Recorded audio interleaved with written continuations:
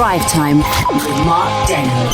Hello, welcome to episode 68 of the Atom Radio Drive Time Best Bits podcast. And that would indicate that there were some best bits. These are the least worst bits. How about that? That better?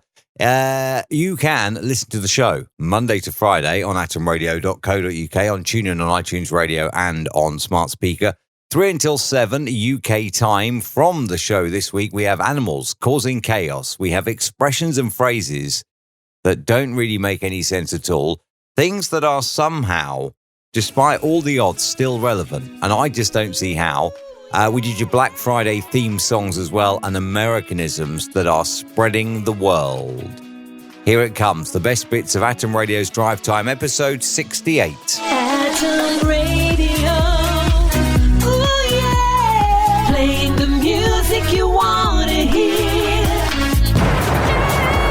Mark Denholm. atomradio.co.uk. I went out shopping today, earlier on, and I saw this Christmas tree in Asda, and it was the most scraggly, horrible thing ever. And I'm thinking, that's not marketing, is it? That's not made me want to, stop what I'm doing, drop everything and go and buy that tree. Drive Time with Mark Denholm. It's 5:15. Hello, if you have just got online, you're very welcome. It's Mark here until 7 o'clock tonight. Promised you I would tell you a story about something that's gone horribly wrong last week. Some of Britain's busiest rail lines were brought to a complete standstill last week when a water pipe burst in Surbiton. However, not normally a problem. When engineers from Thames Water arrived to fix the burst water pipe, they were greeted by a large pig, believed to be a pet named Pickle, who was standing guard by the damaged valve. Meanwhile, water from the burst pipe had also damaged the railway equipment on one of the country's busiest train routes, and South Western Railway had to cancel and delay trains between Surbiton and Wimbledon, affecting thousands of commuters. According to the Daily Telegraph newspaper, the pig was eventually lured away by someone using crisps as bait, allowing the repair work to begin. Mark Denholm with Drive Time. So this dog in America then, the dog has caused chaos. He was left briefly in the car in Florida. Black Labrador called Max was left locked inside the car, and the owner had stepped out the car after she made a wrong turn. Moments later, however, the car was on the move because the dog had put the car in reverse. It ended up going round in circles for a whole hour. The car hit a post box. It took out a rubbish bin as well, as police tried to figure out how to get to the car and open the door and stop it from happening. The owner had handed officers an extra car fob, but it didn't work due to a dead battery. They eventually managed to open the door by entering a code into a keypad on the driver's side door. What sort of a car has a keypad on the door? I've never seen that before. No one was injured in the incident. The dog was healthy, happy and wagging his tail when he got out. The only damage was the postbox and the rubbish bin. Mark Denholm. atomradio.co.uk. I've got Noel Gallagher's High Flying Birds to do for you, which brings me on nicely to the cost of album covers. Oasis's 1997 album called Be Here Now features a picture shot by Michael Spencer Jones. He captured most of the earlier Oasis album covers. He says, "It was a good day, a long day, and it's one of my favourite covers even." This is before the launch of a new Oasis exhibition in London to celebrate the 25th anniversary of the band's debut album, Definitely Maybe. The cover for Be Here Now features a Rolls-Royce submerged in a swimming pool, sinking into the swimming pool. How much? How much do you reckon they spent on this? Oasis or their record label, how much do you reckon they spent on this? £100,000 to get that photo for the album cover. That's a lot of money, isn't it? Drive Time with Mark Denholm. I want to talk about expressions. And by that, I mean, there are certain phrases, aren't there? And I'm just thinking, whoever invented them and where did they come from? Like, for example, for Pete's sake, which is an expression you often use when you're angry or, infuriated by something. Oh, for Pete's sake. Well, who on earth is Pete? Like, when this expression was invented, who was the Pete that somebody had in mind? And then another one, put your best foot forward. Well, how do you know which is your best foot? How do you know that? And that made me think, when I thought of best foot forward, made me think of the shoe's on the other foot. Well, it wouldn't fit, would it? If you put your left shoe on your right foot, it's just not going to fit, is it? So where did these expressions come from? Who is Pete, in for Pete's sake? How do you know which one is your best foot? In, put your best foot forward. And why would you try and put the shoe on the other foot? Because your left shoe and your right shoe won't fit on the wrong feet. Mark Denholm with Drive Time. We are talking about expressions.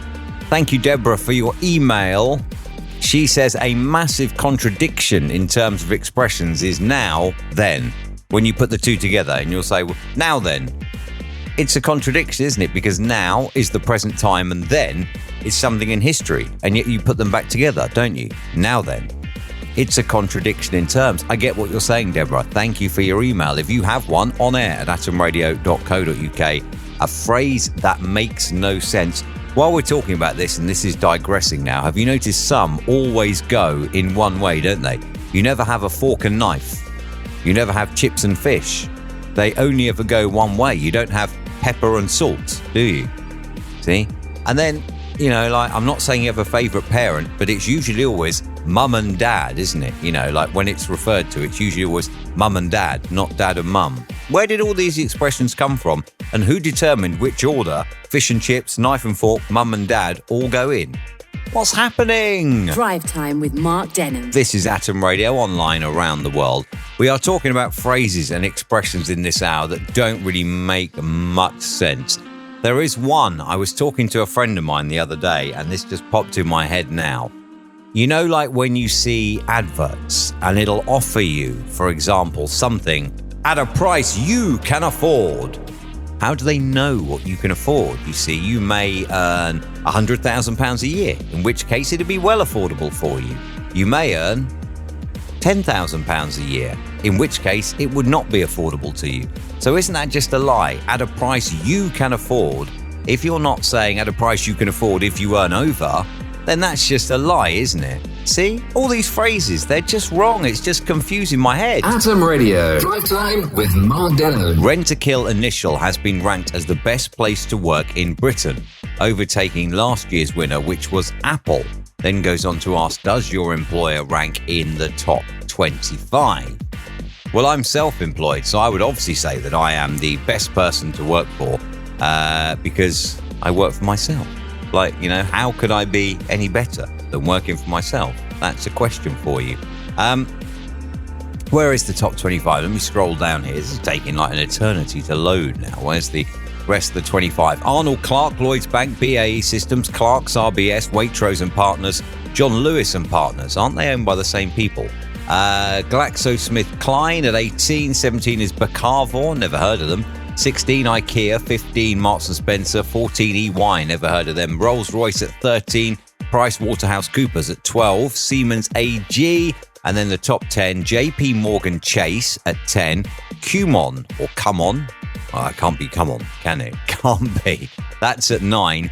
Nando's is at 8, Barclays is at 7, E for gas and electric, they're at 6, Lush Cosmetics are at 5, Wren Kitchens at 4, the Agincare Group at 3, Apple at 2, and Rent-A-Care Initial have made it to number 1 this year.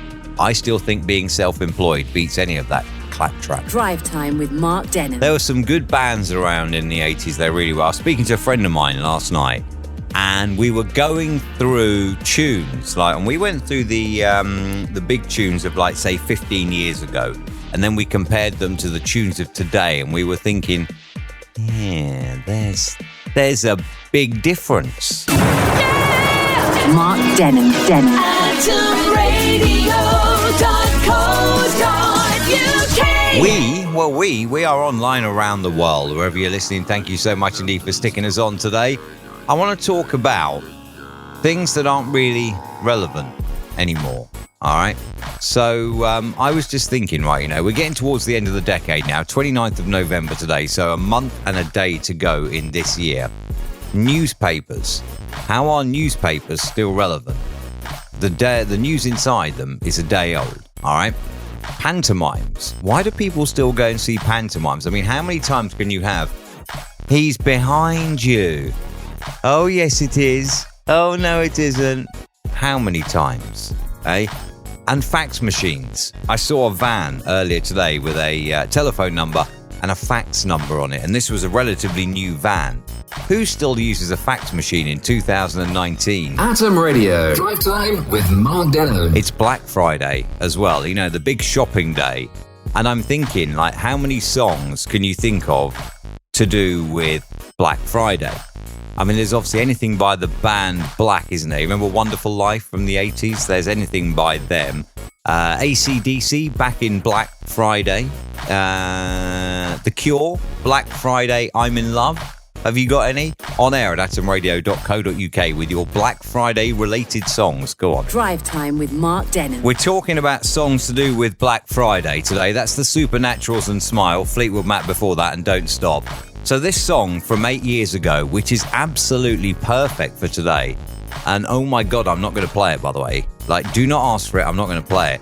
What about Rebecca Black and her song Friday? You put it together, Rebecca Black Friday. Atom Radio. Drive Time with Mark Denholm. Cool and the Gang straight ahead on Atom Radio. That reminds me, you know when sat-navs first came out, I had a TomTom Go sat-nav, and you could press a little button and it would give you a demonstration of the volume by giving you some of the instructions at the volume you'd set. And the one that really cracked me up was, at the end of the road, take the ferry. And there was like a pregnant pause in there. At the end of the road, take the ferry. Thanks for that. Drive Time with Mark Denholm. Americanisms that are kind of like making their way around the world. I was just thinking, today is Black Friday, isn't it? That's an American thing, which comes the day after Thanksgiving, which is an American thing. But Black Friday is now certainly massive here in the UK as well. The other one that's been around in America for ages and is now catching on massively in the UK over the last like 5-10 years or so, prom. Your school prom. Like, you used to have like an end of term disco and that, but now like kids at school now go all out, don't they, with a prom. I don't know whether you have prom king and prom queen in this country. I don't know whether you do or not. You certainly do in America. But kids go all out for it, don't they now? So, Americanisms that are travelling around the world on air at atomradio.co.uk. Save that because you'll need it for the brain teaser too. atomradio.co.uk. When I went to school, we did not have proms. And yet now they're a thing, aren't they? Prom dresses and the limos and all that. They're a massive, massive thing now, you see. So Americanisms are spreading the world. Do people in America, therefore, have like very posh afternoon tea? Do they? And your Black Friday themed songs, did you get a good bargain though? Because Black Friday's over now, isn't it? Cyber Monday still to come. Black Friday is officially over. Although don't worry, the sales will go on and on and on and on and on, and probably the discounts will get better and better and better and better. Those are your best bits of the podcast, episode 68. We'll do you episode 69 next week. You can subscribe to this fantastic podcast on iTunes, on Google, and on Spotify. You can listen to the show Monday to Friday, 3 until 7 on atomradio.co.uk. Atom Radio. Ooh, yeah. Playing the music you want to hear. Mark Denholm. atomradio.co.uk.